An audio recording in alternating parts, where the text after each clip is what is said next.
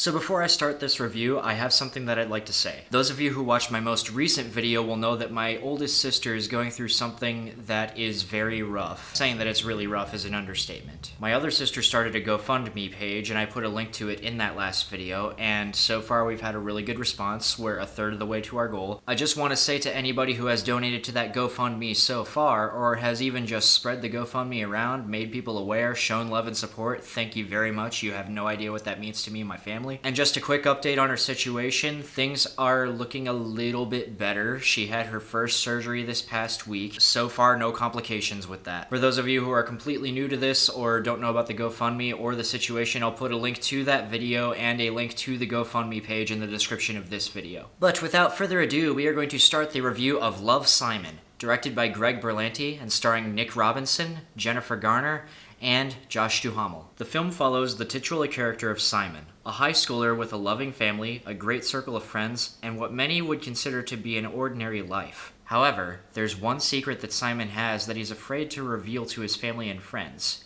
He's gay. He's known this about himself for quite a while now, but he's afraid that if he reveals he's gay, then the family and friends that he loves so dearly will treat him differently than they all have before.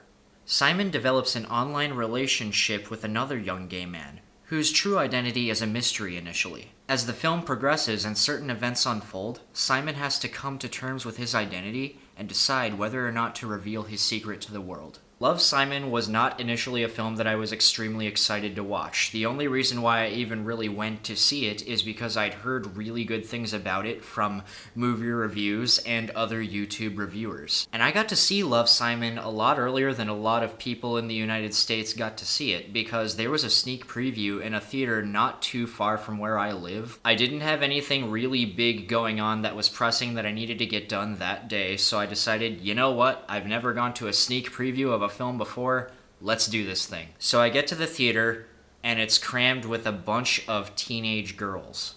And I'm thinking, oh shit. I was thinking this is going to be one of those super artificial, super saccharine, young drama teenage love stories that is so fake that it becomes unintentionally funny and is a chore to sit through. This was what I thought when I saw all of these people piling in to see this movie who were nowhere near my age. I think I was the only guy in the audience. And I was just thinking, okay, this is gonna suck, and I probably shouldn't have done this. Boy, was I wrong. This is a very good movie. I was extremely surprised by how good Love, Simon is. My initial thoughts were that I was going into Love, Simon going to see a very horrible preteen aimed movie that was going to rake in a bunch of money from a very young audience and never be heard from again.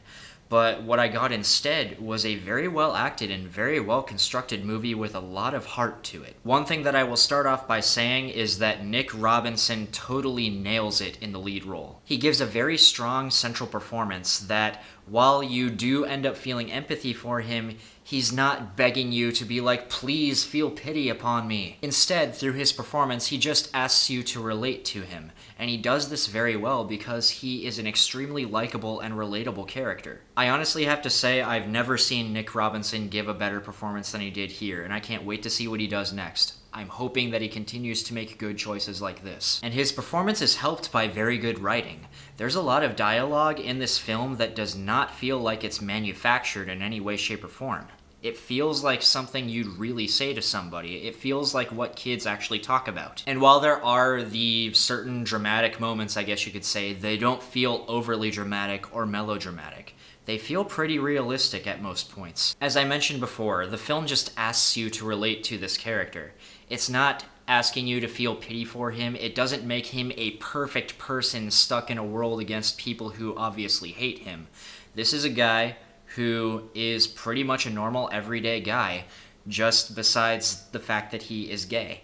And I'm not saying that that's not a normal thing. I'm just saying that he feels like if he says this to other people, that they will treat him like he's not normal. Love, Simon has a subject matter that will have a lot of people up in arms and will make a lot of people not want to see it. First, there are people who do not like the idea of people being gay, which is just, I don't even think that makes sense. I think that anybody can be whatever they want. And I shouldn't even say it like that because you don't choose to be gay. It just, If you're gay, you're gay. If you're straight, you're straight. You don't choose whether or not you want to be. And then there's another subset of people who don't necessarily have a problem with people being gay, and they don't hate gay people, but they say that they're tired of hearing all of this stuff supporting gay people, and they're tired of seeing it all of the time in media and popular culture. Which to that, I just tell them, you know, if you don't want to see it, you don't have to watch it. And just to let you know, in general, I'm not in agreement with people like that. I think that it's totally fine to express yourself in any way you want when making a movie or telling a story, but let's give them the benefit of the doubt. Let's say that there is actually some sort of agenda to push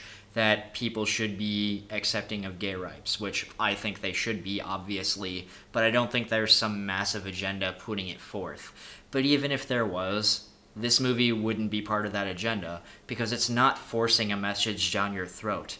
It's not a propaganda piece. It's not asking you to feel pity for anybody in a particular group. It's simply asking you to relate to somebody who happens to be gay and doesn't know how to tell people. The main message of the movie, which it gets across very well without shoving it down your throat or hammering it over your head, is that you should not spend your entire life pretending to be somebody you're not. What you should do is embrace who you are and let people know who you are. If you don't do that, or you keep doing that for your entire life, then it will not only damage you as a person, but it can damage your relationships with people around you. I'm a 26-year-old straight man and nowhere near the age or the sexual orientation of the main character of this movie. However, I know how it feels to be in a situation where you want to tell somebody something, but you feel like if you do, then it'll ruin things between you. You don't want to damage relationships that you already have built up with people because you're afraid of what they'll think of you. This movie surprised me with how good it was. I was not expecting myself to enjoy it as much as I did.